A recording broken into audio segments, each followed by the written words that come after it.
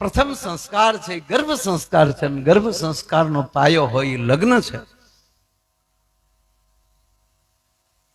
4 ખંડમાં પસાર થાય છે. પેલો ખંડ છે ગર્ભખંડ, પછી ગ્રહખંડ,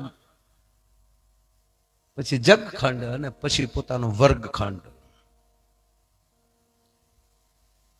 વર્ગખંડમાં જાય, ભણવા જાય ત્યારે ગર્ભ સંસ્કાર વધારે કામ આપે છે. શું કામ? ત્યારે દરેક સમાજ, દરેક વ્યક્તિના માણસો એમ કે બાળકો એને અરે ભણતા હોય ત્યારે કેવા સંસ્કાર બાજુ એને વળવું, કેવો મિત્ર કરવો, એ ગર્ભ સંસ્કાર નક્કી કરતો હોય છે.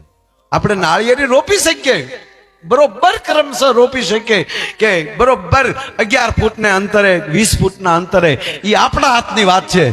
પણ નાળિયેરી અમુક ઊંચાઈએ ગયા પછી કઈ બાજુ નમવું એ તો નાળિયેરી જ નક્કી કરી શકતી હોય છે. એના સંસ્કાર શું કામ? જ્યારે ઈ રોપાને તમે ખાડામાં રોપ્યો ત્યારે એને કઈ બાજુ એક માઇક્રો એમ ક્યાંક સેન્ટીમીટર બાજુ નમેલો રહ્યો, એ જે બાજુ નમેલો રોપો રહ્યો હશે એ બાજુ એ નમી જશે.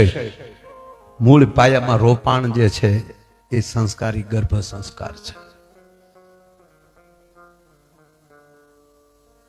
કે તો જીવન જેટલું મોજથી જીવે કાય એટલે આ દેશ છે એ વાત કરું છું. જે હું શરૂ કરું હવે તમને દાંતે એટલા કટાવવા છે. હા, કટાવું જ છું. હા, પણ મારું હાસ્ય વિટામિન વગરનું નહીં હોય, દ્રષ્ટાંતની સાથે હશે. કોઈ મનોરંજનની ટીકા નથી કરતો, પણ અમુક મનોરંજન એવા હોય કે બેન ને ભાઈ આવ્યા હોય તો ભાઈને એમ થાય કે બેન ને ન લાવ્યો તો સારું હતું.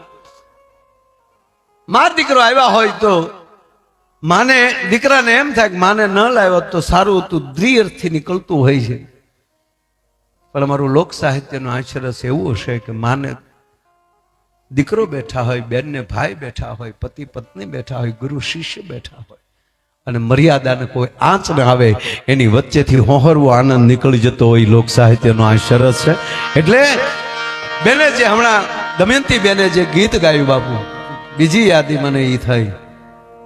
લગભગ મારો 12 વર્ષની ઉંમર છે. સંત દેવીદાસ ફિલ્મમાં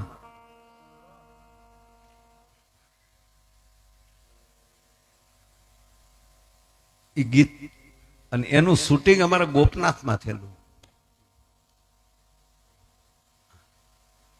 બેને એ ગીત પણ રજૂ કર્યું. એટલે દમયંતી બેને લગભગ જે ગીતો ગાયા છે એ આપણી ધાર્મિક જેટલી ફિલ્મો છે એમાં ખાસ કરીને ઉપેન્દ્રભાઈની જેટલી ફિલ્મો છે એમાં ખૂબ એણે પોતાનો કંઠ આપ્યો.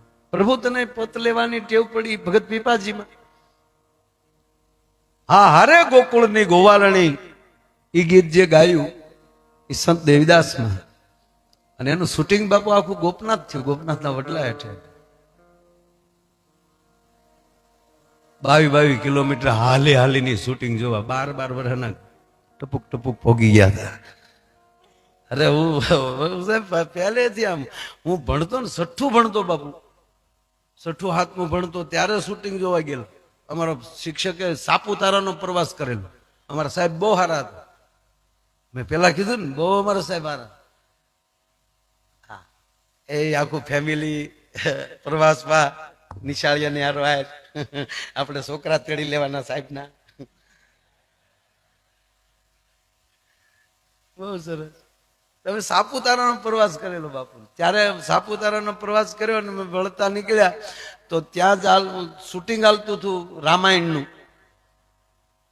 આખો સેટ ને આ બાજુ ઉભો કર્યો હતો, ડાંગા હવા બાજુ, વ્યારા કઈ બાજુ ક્યાંક.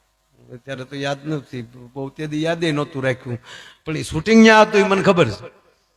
આખી રામાયણના સેટ ત્યાં ઉભા કર્યા. અને તેથી એટલા બધા આપણી નાની ઉંમર બાપુ, સોગંદથી કહું કે અમને હકીકત એ ખબર નહોતી કે એ બધા પાત્રો પહેર્યા હોય. ત્યારે એમ જ હતું કે હકીકતના રામ ને રાવણ એનું ફિલ્મ ઉતરે. એમ જોવા ગયા આપણા ગુજરાતનું ગૌરવ અરવિંદભાઈ ત્રિવેદી લંકેશ બનેલા. એટલે અમારા સાહેબે એની તપાસ કરીને જોયું તો મંજૂરી આપી કે કાંઈ વાંધો નહીં, જોવા મોકલો. એને તે રીસ વાંદરા ઘટતા હતા બાપુ. એટલે મેં પહેલી વાર મારી જિંદગીનું પહેલું શૂટિંગ જોયું અને ત્યાં ઓલું ડબિંગ હોય, જે શૂટિંગ થતું હોય ત્યારે એ ડાયલોગ એ કઈ ન હોય, ડબિંગ પછી હોય. પણ એ જે શૂટિંગ હાલતું હોય લડતા લડતા, જે મેં રામ રાવણનું યુદ્ધનું શૂટિંગ અને મેં જોયું તો એ લડતા લડતા વાતો કરતા હોય ને, બહુ મજા આવે. એ તો કઈ ડબિંગ થાય નહીં. એ કે તમે કેટલા ભાઈ? તો કે 4 ભાઈ. હું ધંધો કરો? તો 2 રાક્ષસ છે, 2 વાંદરા થયા. ઈના ઈ છે. પગાર શું આપે? કે રોજના 150-150 રૂપિયા આપે છે. પણ રામાનંદ સાગર એમ કહેતા હતા કે જો વધારે થોડાક દી રોકાણ થાય 50-50 રૂપિયા વધારી દેવું. જનરલ રોહડે જમી લઈ છે ને ગાટલે પૂઈ જાય છે. તારી પાસે માણેક સન કેવું કઈ પીડતા? મારી પાસે કઈ નથી. તો હું ધોડ્યા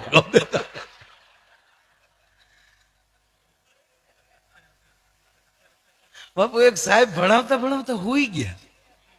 સાહેબ ભણાવતા ભણાવતા હુઈ ગયો. પેલું ધોરણ હશે ને એ પાછા આપણા ગામડાના છોકરા. એક છોકરા કીધું એ આપણા સાહેબ હુઈ ગયા. એક છોકરો કે ભલે ને હુઈ ગયા, ભણવું મચ્યું, આપણે હુઈ જાઓ. એટલે કે હુઈ છોડજો ભાઈ. આપણા ચલપચ કોણ? સોચલા કાઢીને કે સાહેબ કે હુવાના રૂપિયા તોલા લે, જગાડો જગાડો. પણ સાહેબે ટક્કર લઈ ગયેલો. બાપુ અમુક તો હુઈ જાય, હુવા વાળા હુવે. એવા નાખોરા બોલે, આપણે એમ થાય કે આખો રૂમ આગળ ઉપર જાય. હમણાં 3 ગેર બદલે નાખોરામાં. ઉમેશ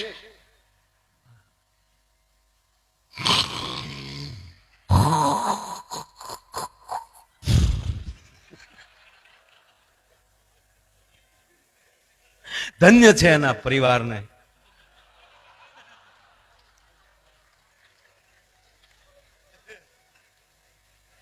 પણ જેને નાખોરા બોલતા હોય એને ગાયના દૂધના ઘીના ટીપા રોજ હુતી વખતે 3 ટીપા નાકમાં નાખી દેવાના. જિંદગીમાં નાખોરું નહીં બોલે, જિંદગીમાં પેરેલિસિસ નહીં થાય, જિંદગીમાં મગજનો હુમલો નહીં આવે અને નિર્મળ શાંતિથી નીંદર આવશે. અને ભણતા છોકરા નાકમાં, બેનું દીકરીઓ જે કોઈ ભણે છે એ હુતી વખતે ગાયના દૂધના ઘીના ટીપા નાકમાં નાખીને હુઈ જાય. એની બુદ્ધિ તેજસ્વી બને છે. આવું મને બહુ આવડે, પણ મને કોઈ પૂછતું નથી.